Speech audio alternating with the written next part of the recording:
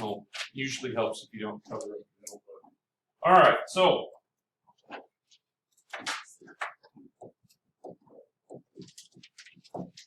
radical equations.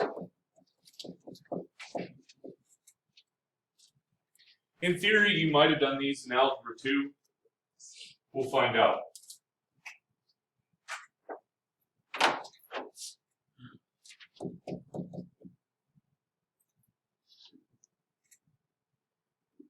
How do you suppose I could solve something like this? This is, by the way, pretty simple. Obviously, because there's not much to it. But how would you solve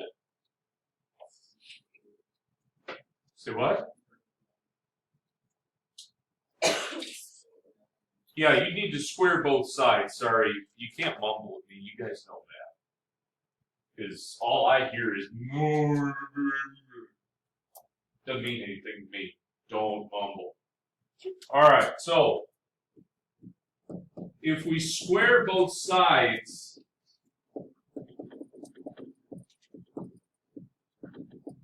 you can kill off the square root. Because what's the square root of x squared? No.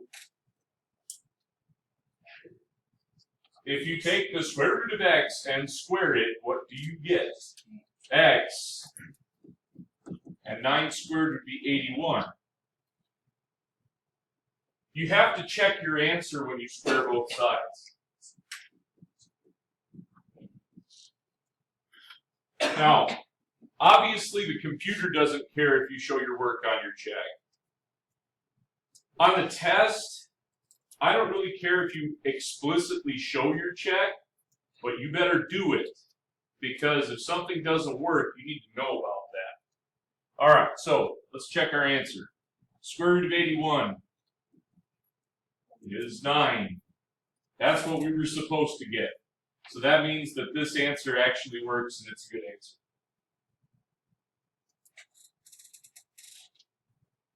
What if I had the square root of x equals negative 9?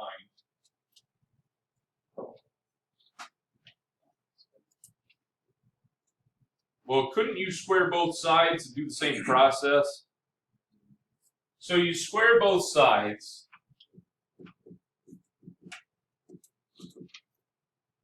That would be x equals 81, right? But then when you check it, what's the square root of 81? 9. It's not plus or minus because the square root's already in the equation. And if there's no minus out here, it's understood to be positive. So this is 9. What was I supposed to come out with? Negative 9. Oops. That means that this answer doesn't actually work. It's what we call an extraneous solution. Meaning it's a solution that we came up with, but when the rubber meets the road, it's not actually a solution. So that's what we call extraneous. So what does that mean about this problem?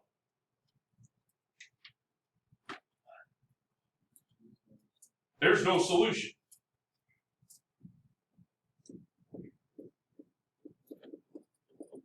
So that means you either write no solution or you can indicate that the solution set is empty. That's the symbol for the empty set.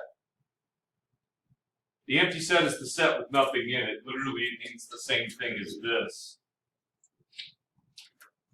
But that symbol looks cooler.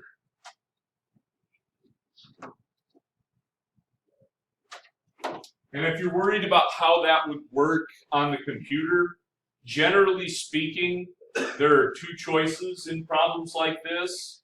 One choice would be the solution is, and then you fill in the blank with the answer. And the other choice would be there is no solution. Fair enough? All right. So that's how you indicate to the computer that there's no solution. All right. So let's solve something that's a little bit more complicated. So let's say I've got 2x minus 1 under the square root plus 2 equals x.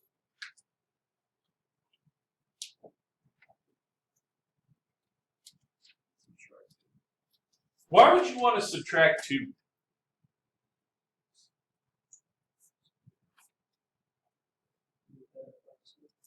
Yeah, because the idea is you want to get the radical by itself.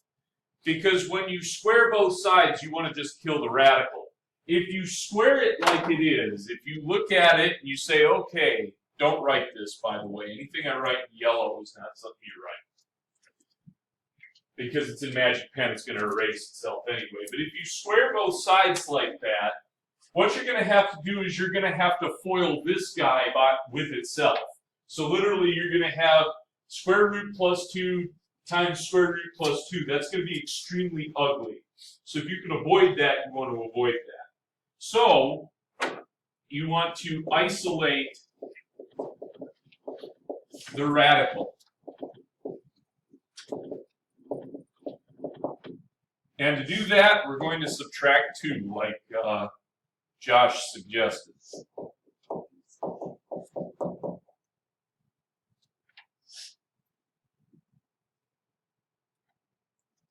Now what? Square both sides. Square this, square this. What do you get when you square the left? That's the easiest part of the problem. 2x minus 1, square and the square root kill each other.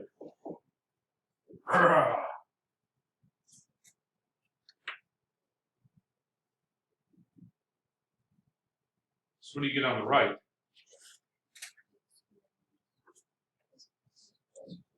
X squared?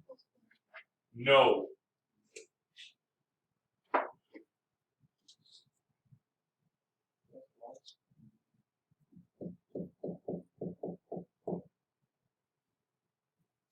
Where does that come from? You got to FOIL it with itself, or there's a shortcut, technically. If you want to know what the shortcut is, square the first one, take the 2 and multiply them by themselves and double it, that's that, and then square the last one. But either way, this right here is the same thing as x minus 2 times x minus 2, and that becomes that. You have to remember to do that, because if you don't do that on the homework or on the test, you're going to get it wrong.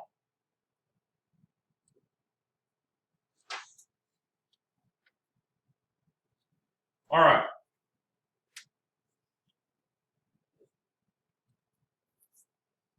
Now what?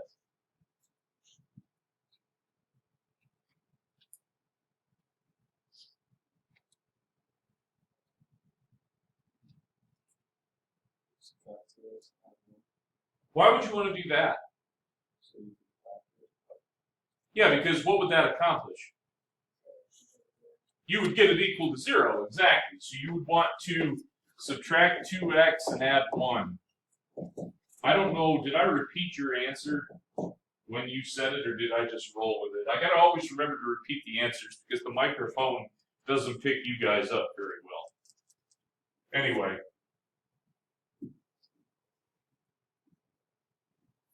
So don't worry about sounding silly on video, because chances are it doesn't hear you.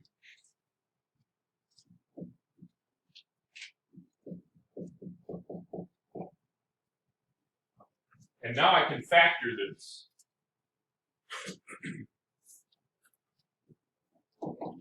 So what does this factor into? No. So x minus 5 and x minus 1. Yeah, you got that one backwards. Which is easy to do, because if you interchange those two numbers, what you said works. Anyway, all right. So my two answers would be, so 5 and 1. Are you satisfied? You shouldn't be. What did we forget to do? We got to check these. We got to check ourselves before we wreck ourselves. Now, when you check your answer, you need to either go back to the original, or at the very least, you need to go back to somewhere that still has a square root before you squared both sides. We can go back to the original, though, so let's plug in, what was the first one, 5?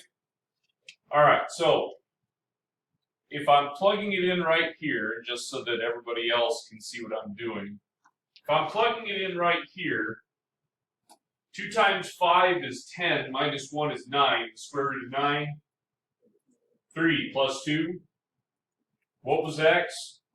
5, so this is 5 equals 5. Thumbs up.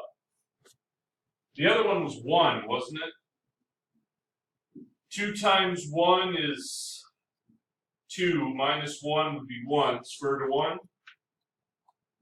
1, 1 plus 2, 3, what was x? 1.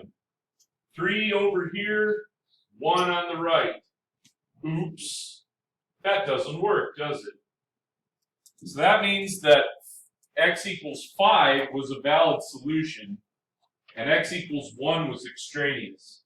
Now, listen to me very carefully. On the test, I'm going to want to see this. Even though I know that this is the answer, I'm going to want to see the fact that you found this one and then you rejected it. Understood? So I'm going to want to see that work there, even though that's not actually part of the answer. All right. So let me go ahead and render this video, and then we'll finish up.